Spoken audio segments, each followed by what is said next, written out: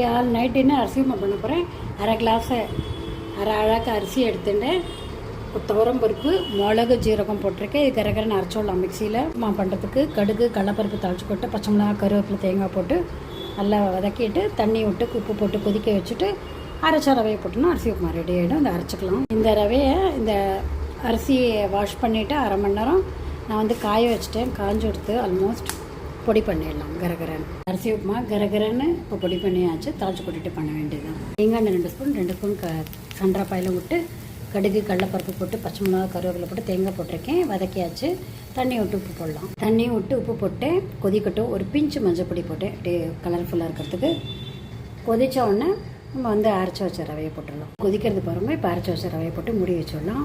5-10 நிமிஷத்தில் ரெடி ஆகிடும் அரிசி உப்புமா. ரவையை போட்டாச்சு. ஒரு பின் சக்கரை போட்டு மூடி வச்சிடலாம். வாசனையாக இருக்குது. பார்க்கும்போதே நல்லா இருக்குது. டேஸ்ட்டாக இருக்கும். அப்புறம் டேஸ்டியான அரிசி உப்புமா ரெடி ஆகிடுது. இந்த மத்தியில் பண்ணி பாருங்கள். ரொம்ப டேஸ்ட்டாக இருக்கும். காம்பினேஷன் தேங்காய் சட்னி காக்கெல்லாம் அரைச்சது. இதுக்கு சைட் டிஷ் நல்லாயிருக்கும். இந்த மத்தியில் பண்ணி பார்த்துட்டு கமெண்ட் பண்ணுங்கள். சப்ஸ்கிரைப் பண்ணால் பண்ணுங்கள் please. Thank you so much for வாட்சிங்.